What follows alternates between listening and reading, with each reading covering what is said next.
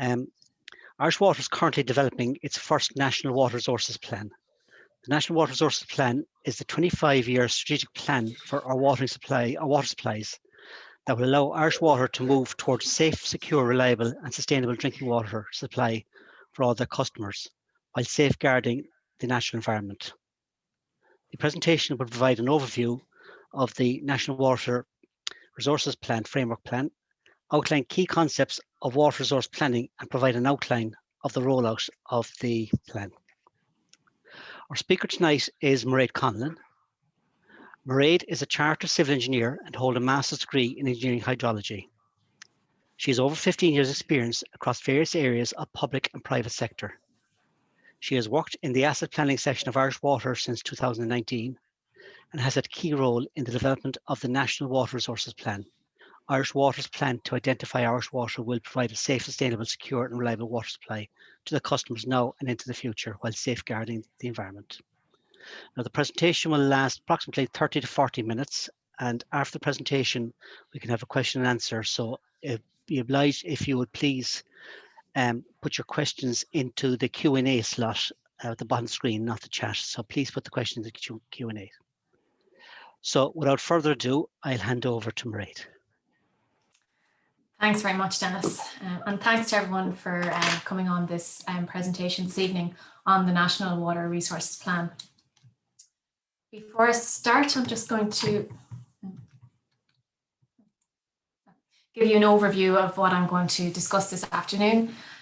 So the first thing I'm going to discuss is just provide an outline as to what is the National Water Resources Plan and why do we need it and what benefits it provides to us. I'm going to discuss key elements of the plan, including the needs assessment and the option development process. I'm going to provide an outline of the structure of the plan as it will be published and discuss the current progress and next steps. So first off, what is the National Water Resource Plan and why do we need it? Well, the National Water Resource Plan is our 25-year strategy for how we will provide a sustainable, secure and a reliable water supply to our customers. One of the key elements of it is the supply-demand balance, which sets out our supply, develops an understanding of all our water available for use that we can provide to our customers that we have now. And it estimates what that will look like over the next 25 years, given the impacts of climate change. It also develops an understanding of the demand that is required from our customers, our domestic and our non-domestic customers, their demand that they currently have, and what that demand will look like over the next 25 years. When we balance these off each other, we can start to understand where the deficits are in our existing supplies and where they will be over the next 25 years. So more deficits may start to emerge as growth continues. It also allows us to assess our asset base against its compliance, reliability and sustainability. So that's to assess the current output at our water treatment plant and how it and the potential risks that there may be of an outage to our customers if there's an issue at our water treatment plant or if there's an issue in our distribution network. Once we have an understanding of our need, the National Water Resource Plan allows us to identify options that will resolve those issues and ensure that we can provide an improved level of service to our customers and that this level of service is consistent to all our customers, no matter where they live. So why do we need it? Well, there is a requirement in EU and national policy to provide a secure and sustainable supply to our customers. And it is utility best practice to have a clear approach and targets for how to do this. It allows us to facilitate growth and development. So it allows us to ensure that we're able to accept all new connections to the network. We're currently going through a period where there'll be a changing legislative environment. So the recast water drinking directive, which is due to come into Irish legislation in 2020, requires that we are more proactive and have a risk management approach in assessing our water supplies. So the National Water Resource Plan allows us to do that. We also have future abstraction legislation, which will come into place, which will require us to have regard to the WFD and ensure that all our abstractions are compliant with the WFD. And the National Water Resource Plan allows us to adapt to both those legislations. We also have a changing natural environment. in terms of the impacts that climate change will have on our abstractions. It's really important that we understand that impact and understand and have options in place that will allow us to be resilient in this changing natural environment. We currently have a failing asset base, so the National Water Resource Plan will help us prioritise investment across that asset base. So it'll give us the information we need to make the best decisions and options across our asset base. For example, if we have an issue at a water treatment plant where the water treatment plant needs a significant upgrade, the information in the National Water Resource Plan will allow us to make the correct decision, whether the solution is to upgrade that water treatment plant or maybe move to a different location, move that water treatment plant to a different location because there might be an issue with the sustainability of the existing abstraction. So the National Water Resource Plan allows us to have the information to inform those decisions so we make the best decisions. It also allows us to move away from being reactive in the way that we manage our water supplies and be more proactive in our approach. So one of the first key elements of the National Water Resource Plan is the needs assessment and understanding the needs across our water supply. We identify the need across three key areas in terms of quantity. We identify where there are deficits. In terms of quality, we identify where there are, where we have potential failures in our barriers, and reliability in terms of where there is a potential for there to be a risk of an outage to our customers. But before I discuss those in detail, I first want to discuss the spatial scales of assessment. So that's the spatial scale which we carry out our assessment of need, and that's the water resource zone. So the water resource zone is a unit in which supply and customers are contained. So if you look at the water resource zone A here, it comprises 2 water treatment plants, and they both have their own sources, and there's interconnectivity between those water treatment plants. Customers within this water resource zone can receive supply from either water treatment plant.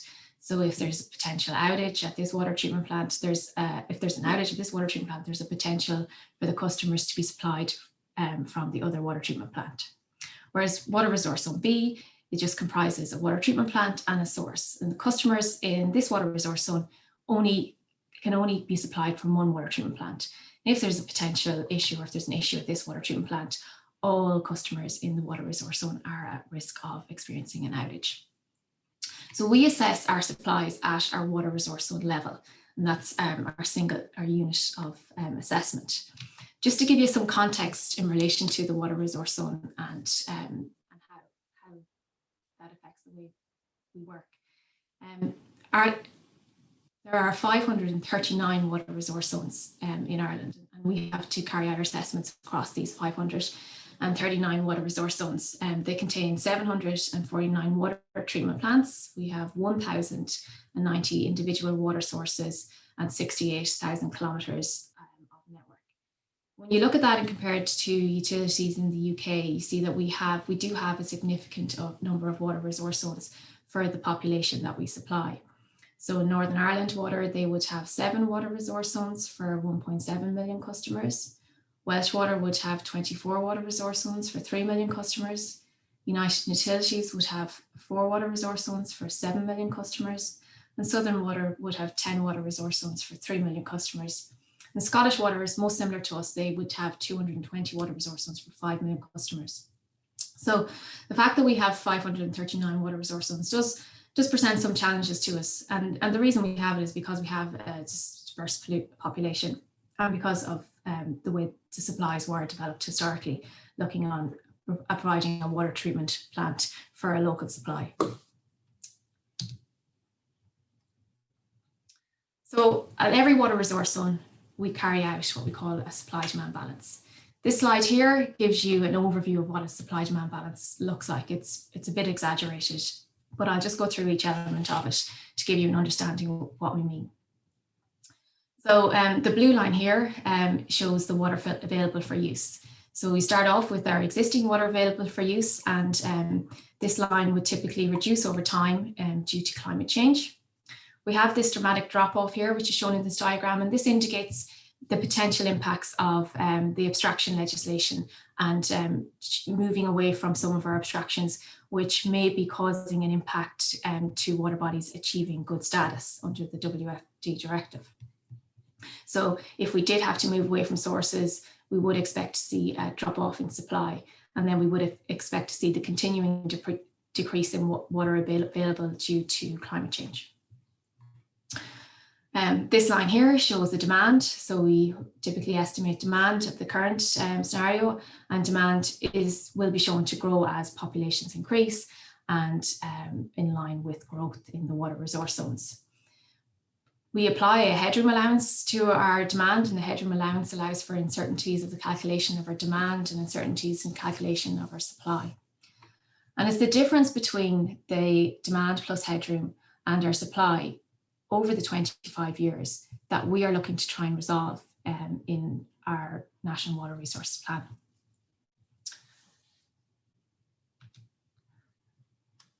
So through the National Water Resource Plan, we are looking to provide a 1 in 50 level of service to all our customers. So that would mean that our customers, there will be a 1 in 50 chance in any given year that they would experience a significant outage, and that the risk of significant outage would be less than 2%. The map here on the left shows the existing level of service provided to our customers. The colours, so blue shows that we have a greater than 1 in 50 level of service, shows the water resource zones where we have a greater than 1 in 50 level of service. And the red dot shows the water resource zones where we have a less than 1 in 10 level in service. The size of the dot indicates the size of the supply, so indicates the number of customers served in that water resource zone. From this graphic, you can see that we have about 40% of our water resource zones, which do provide, which we do have a greater than 1 in 50 level of service to our customers in what we call the normal year annual average. I'll discuss the normal year annual average a bit more in detail later. And as you can see from this, the red dots, so the dots that have the poorest level of service, are generally located in rural areas, and they are serving smaller populations. So they're the smaller circles. And that would be indicative of the way supplies are in Ireland. But as I said before, it's a National Water Resource Plan objective to provide the 1 in 50 level of service to all supplies. So that would mean regardless of where you lived in the country, you would have the same level of service as someone who is living in a more urban area. But how do we do this? Well, the first, we build the level of service into our supply profiles. So the first step in us determining the water available for use is understanding our hydrological yield.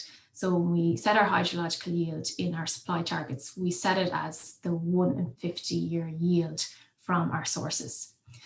And that allows us to build in the provision of the 1 in 50 year level of service to our customers. When we're understanding supply, we also need to understand the sustainable operation. So that's the sustainable output capacity at our water treatment plants. So in an instance where our hydrological yield is greater than our potential output from our water treatment plant, our deployable output is set by the sustainable operation for the water treatment plant.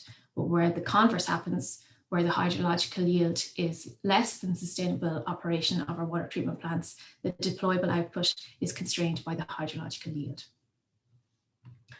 Once we've determined our deployable output for all our water resource zones, we apply an outage allowance onto our deployable output. The outage allowance is an allowance that we provide for unplanned or planned outages at our water treatment plant. This would be to allow for the provision of routine work. Say after a water treatment plant was developed, we needed to change out the filter beds, we needed to reduce output capacity to facilitate these works. So we need to be able to continue to provide a level of service to our customers during that period of time while the upgrade works will be carried out. So that's why we apply an outage allowance to our deployable output. And that gives us our water available for use, which is fed into our supply demand balance.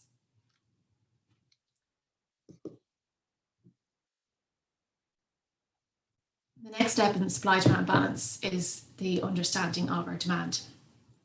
So there are a few key elements in our demand, which I'll go through now. The first element is our domestic demand. So that's the demand used by our customers. We develop an understanding of our domestic demand by looking at our metered data by our domestic customers in our water resource zone. We have over 50% coverage of meters, so we use that to understand our per capita consumption. We apply that per capita consumption to our unmetered properties within our water resource zones. And that allows us to build up an understanding of our domestic demand within our water resource zones. Our non-domestic demand within our water resource zones, that's our commercial demand within our water resource zones.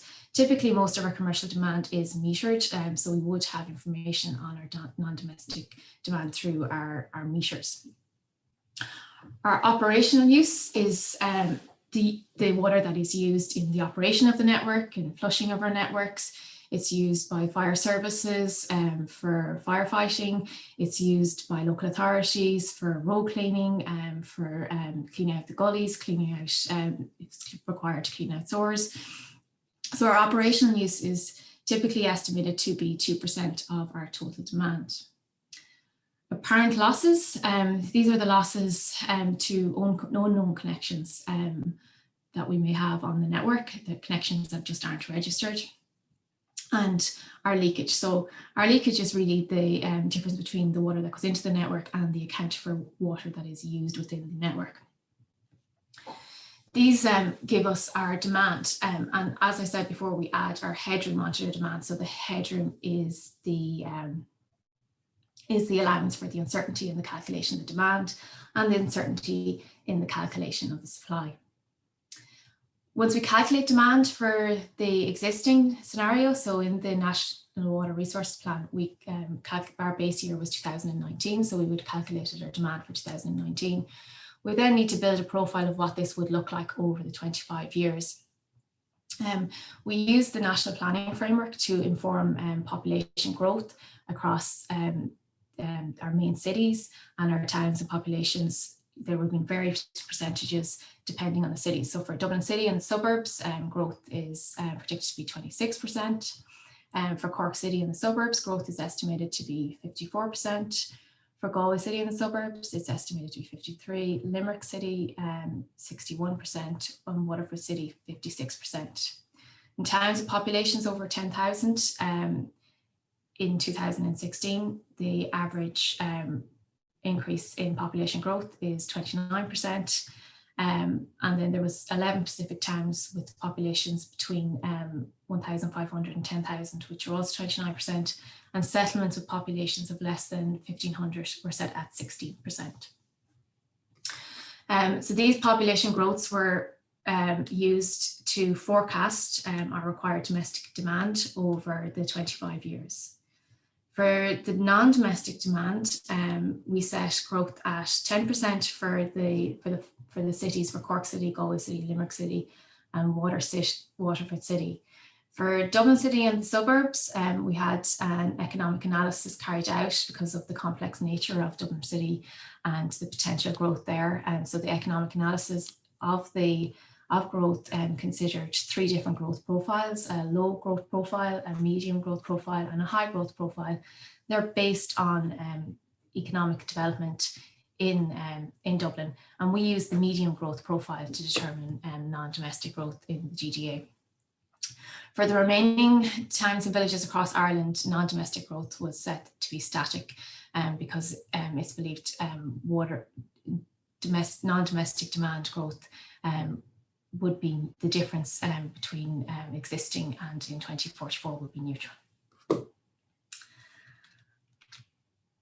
Once we've developed our demand profile, we apply peaking factors to understand what that demand would look like in critical events, and that's our weather event planning scenarios. So there's 4 critical events which we consider in the National Water Resources Plan. There's the first one, which is the dry year annual average. So this would be a typical year that we would have in Ireland, where we would expect to see an average demand throughout the year with an elevated demand during the summer months. But there would be no change to the supplies or no constraints to the supplies during this period.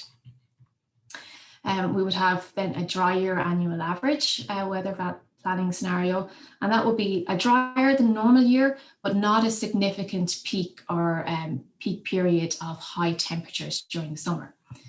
So that would, and again, we wouldn't necessarily see issues with the supplies. The supplies, rivers and the levels in the river will be low, but not abnormally so. Then we have our drier critical period event.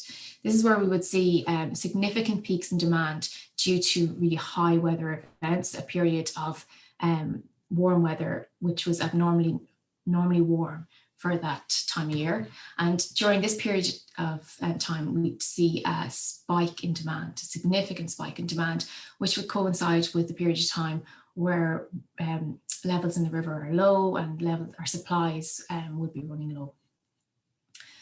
We also have a winter critical event. So this would be a freeze-thaw event that we would typically see, where we would have an extreme spike in demand. And this would typically be due to freeze-thaw, losing water through leakage, and the result of people maybe running taps during that period of time to prevent leaks on their property.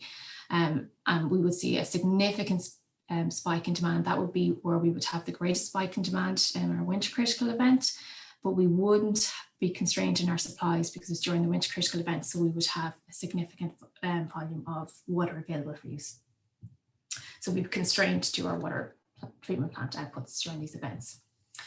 So when we have an understanding of our demand profiles, we apply peaking allowances to consider the weather critical events, and we develop supply demand balance profiles across the 4 scenarios.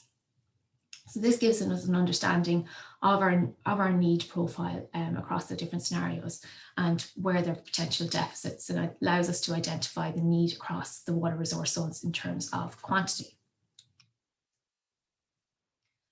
In terms of the quality need, historically, we have developed an understanding of issues in relation to quality based on compliance of samples taken. And generally, we have had very good compliance across samples taken from public supply.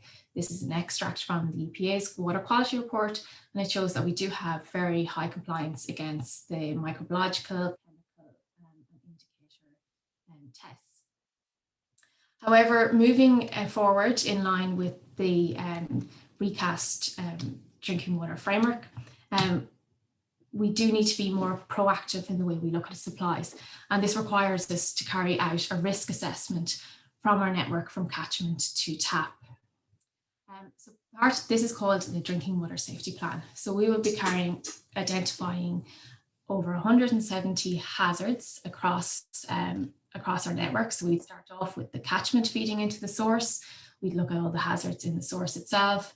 We'd look at our water treatment plants, and we'd look at our distribution networks to identify all potential risks in the network. And then we would carry out an assessment of the barriers that would mitigate against these risks to understand where there are deficits in the barriers. This information will feed into our asset management implementation plans and will be used to inform need at our water supplies.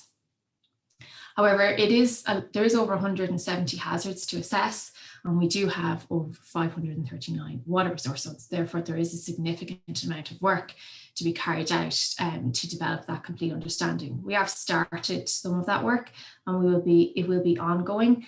In the interim, we have carried out an assessment of our barriers at a high level to understand which water treatment plants need upgrade. So I'll just go through the different barriers that we assess our water treatment plants against now. So the first barrier is the chlorination barrier. So that's the ability to remove any bacteria or viruses from the water at the source. Our second barrier is our chlorination in the distribution network. So that's our ability to maintain a chlorine residual in the network to make sure that we provide microbiological protection throughout the distribution network. Barrier 3 is our UV barrier, so that's a protozoal barrier, and that's to ensure that that protection is provided if required. Barrier 4 is CFC and rapid sand filter barrier, and that's also to ensure the removal of protozoa, so that would be cryptosporidia or giardia. If it's evident in the raw water, that removal is required.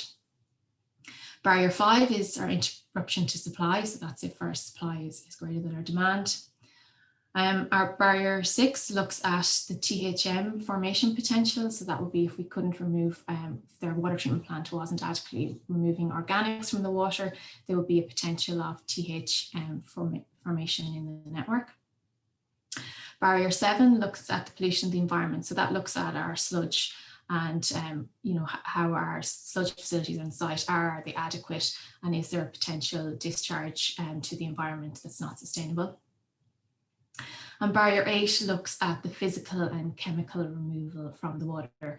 So that would be physical and chemical properties, could be naturally occurring ones like iron and manganese, or it could be elements which are in the catchment, hazards in the catchment have got into the supply, such as pesticides, and looking at how we remove them. So as I said, at the minute, we're carrying out a high-level barrier assessment, but the plan is that we will carry this out in relation to the 170 hazards as part of the drinking water safety plan. If we are carrying out an upgrade to a water treatment plant or proposing to carry out works at a water supply, it will be recommended that a drinking water safety plan is completed to ensure that the works that we are proposing at the site are scoped adequately. The third element in need is our reliability, and this is to make sure that we understand our entire system, our system right from the source to the customer's taps, to understand any elements of the network which are single points of failure, which have the potential to significantly impact supply. So this could be our rising main from our abstraction to our water treatment plant, and it might be only one main, and if there's an outage, and it might be an aged main which is giving trouble in the past, so we might identify that as a critical asset, because if we have a failure or a burst on that main, all customers in the supply are likely to experience an outage. So therefore we would need to put a plan in place for either refurbishment of that asset or replacement of that asset.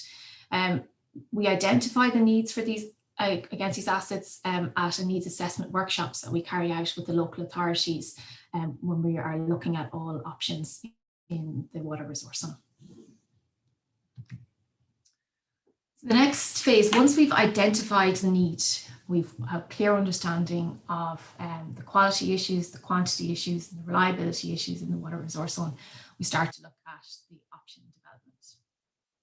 There are 3 pillars, a 3-pillar approach that we have looking at the options, and that is to lose less, use less, and supply smarter.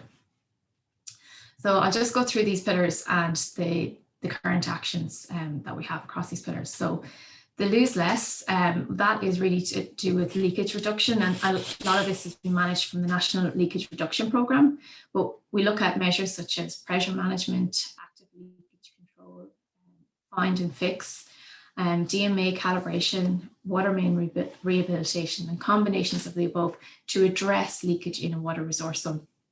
So all these measures are looked at in a water resource zone. Use less, so this is in relation to like water efficiency and reducing the amount of water that our customers use. So in this pillar, we have a number of messaging initiatives. So well, the first one is the first fix free, which we offer to our customers in term because our meters are at the boundary, customer side leakage is calculated as demand. So the first fix free will allow us to reduce some of the demand by addressing those leaks on the customer side. We have water conservation messaging.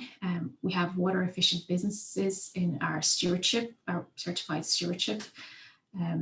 We have the household water conservation charge, water efficient homes, and green schools. So these are all water efficiency initiatives that we are currently running to look at ways that we can get our customers to reduce their demand.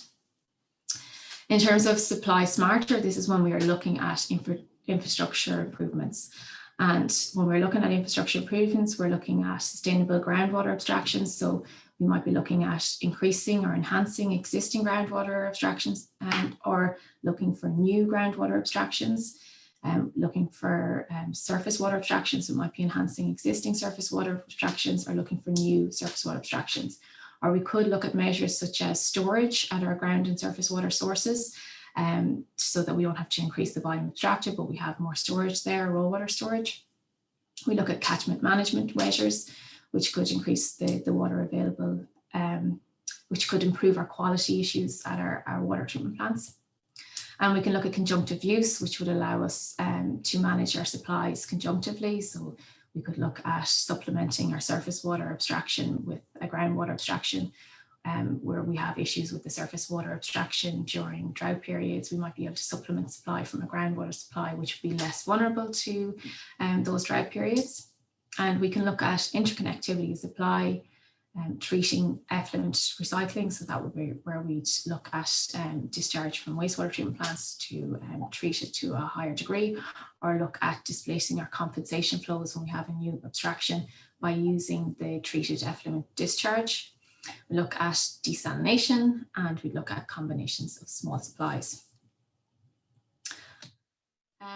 So when we're looking at finding options, we have developed an approach which is set out in the National Water Resources Plan for developing our solutions. So the first step, as we've discussed already, is to clearly identify the need, look at the quantity issues, the quality issues, and the reliability issues. It's really important that we understand all need when we're looking at a solution, because a solution, we can't look at them in isolation, because the solution, if we have a quality issue at a site, and we look to simply resolve that issue, we might miss an opportunity to resolve a sustainability issue at the site as well. So it's important that we look at them all at the same time. At this point in the process, we consider the sustainability of the sources. So as I discussed, when we're developing an understanding of the water available for use or supply, we set out our 1 in 50 yield as our understanding of the water available from our sources. A lot of our existing abstractions predate any environmental legislation, and WFD considerations might not have been considered at the time. When we are looking at our study area, we would look at the sustainability of all our abstractions in relation to that, and look to see if there's any that are potentially causing an impact to the WFD status of the water bodies. So the objective is for all water bodies to achieve good status. And if our abstraction is potentially preventing that from happening, we develop an understanding of that at this stage, so that when we develop, we're looking at new options, or if we have to look at a water treatment plant upgrade, that we're not spending millions on a water treatment plant upgrade at a source that we might potentially have to move away from in the future. So that's why it's really important that we understand all aspects of need at the one time. And that's a real benefit of the National Water Resource Plan, because it makes us do that. So once we've complete consideration of the need, we develop a list of unconstrained options. So this is any and every option that will resolve the issues at the water resource zone. We develop this list by looking at the surrounding environment of the water resource zone, looking at any available sources, any available groundwater sources, surface water sources. We meet with the local authorities. We review any historical reports that may have been carried out in relation to the water resource zone and in relation to future water supply in the water resource zone. And we take all those historical options out, and we discuss with the local authorities any options that they see that might solve the problems. And we pull this all together, and that is developed into our constrained options list. We develop an understanding of how these options may work at a high level, and we carry out a core screening assessment of this unconstrained list. And at this stage, we remove any options which we consider to be unfeasible. So these would be options that would not be in line with the WFD directive, so would have the potential to cause a significant impact to a water body achieving good status, or they might be options that simply just don't solve the problem or conflict with one element of the need. And then we arrive with a list of feasible, what we call feasible options, and we carry out the fine screening assessment. So this stage, we develop out, we'll have a list of options for every water resource zone, and we carry out an outline design of this option. And this outline design allows us to carry out a high-level costing exercise. We develop an understanding of the capital costs, the operational costs, the environmental, social costs, and the carbon costs of the option. And we carry out a multi-criteria analysis assessment of the option against key criteria, which include resilience, deliverability and flexibility, progressibility, and sustainability, so the environmental and social impacts. So across those 4 criteria, there are a series of 39 questions, which we ask of every single option, and every option, for each one of those questions, every option gets a score of between 3 and -3. This allows us to assess all our options and compare them to each other. As part of the approach development, we determine a list of 6 options. So they will be a list of 6 approaches. They will be the approach or the solution, which is scores the best against the appropriate assessment, so which would have the least potential to have an impact on a priority site. We determine which is the least cost option. We determine which option will be the quickest to deliver, which option scores best against the SEA objectives, which option is the most resilient, and which option uses the least carbon. Often when we're looking at this process, one option might score against more than one of these topics. Once we have an understanding of our different approaches, then we workshop out which is the preferred approach. And we workshop out the preferred approach with engineers, ecologists, and engineering and environmental scientists to get an understanding of which approach best resolves the issues from the supply and demand, from the quantity aspect, and from the quality aspect and the reliability aspect. And that's really how we determine our preferred approach. There's also a monitoring and feedback loop in the National Water Resources Plan, and that allows us to reassess our preferred approaches every 5 years as new information becomes available, and as we gain more information on our data sets and become more confident in our climate change projections, and as we get more information on the impacts of the abstraction legislation, how that might impact our supplies. So that's really taking you through the key elements of the National Water Resource Plan, which is identifying the need and the solution developments. And I'm just going to outline the plan structure and the progress and the next steps. So this, as Dennis mentioned at the beginning, this is our first National Water Resources Plan. So it would have been remiss of us to have gone out straight away and published the National Water Resources Plan and our options all at one stage, and not allowed the opportunity for consultation on our methodology. So for this first National Water Resource Plan, it was decided to split the report into 2 phases, or split the reporting on the National Water Resource Plan into 2 phases. So the first phase is the framework plan, and the framework plan sets out the supply-demand balance at a nationwide level. So it sets out the supply-demand balance for the 539 water resource zones, and it also sets out the quality need across the 539 water resource zones. And then for the option development, it sets out the methodology for the option development, but we didn't carry out any of the options appraisals at this phase. So it sets out the framework of what is the need, why we need the National Water Resource Plan, how the National Water Resource Plan aligns with national policy, and sets out the methodology for how we determine our preferred approaches. This element of the plan went out for consultation before Christmas on the 8th of December. It was out for consultation for over 13 weeks, and the consultation ended on the 12th of March.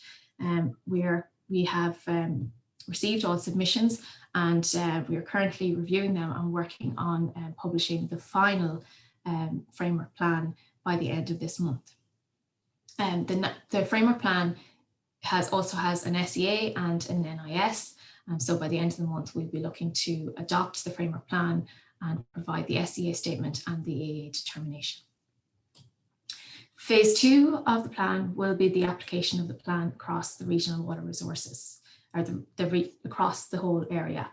Because we have 539 water resource zones to allow everybody properly engage with the National Water Resource Plan and the preferred approaches that we proposed, we have split the area out the country into 4 different areas. So we have the Northwestern region, the Southwestern region, the Southeastern region, and the Eastern and Midlands region. So there'll be 4 regional plans, and the options for each plan will be contained within their individual reports.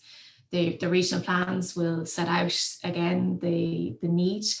It'll include the issues in terms of reliability, so it'll include details on the critical assets, and it'll include details on sustainability, and it'll include the details of the preferred approaches that were determined for the 4 areas.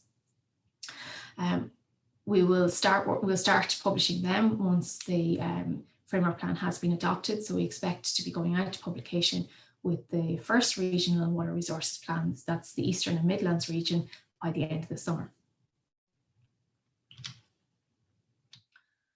So that really brings you to the end of my presentation. I know we're going to go into the questions and answers phase now, and I appreciate there's a lot of information in what I just presented. But just to give you an overview summary before we head into the question and answers phase, and just get across the key points of the presentation. The National Water Resource Plan provides us with a way to review our supplies in a consistent manner. It allows us to develop a clear approach to resolve issues and prioritise investment in water services. It addresses key issues such as improving the level of service and providing a consistent level of service to all our customers. It addresses key issues around sustainability and how we are going to be compliant with the abstraction licence legislation going forward. It allows us to deal with issues such as climate change and how that's going to affect our supplies. And it allows us to work towards the recast Drinking Water Framework Directive. Okay, go on to the questions, Dennis. Okay, thank you very much, Mairéad, for a very interesting and informative presentation. We have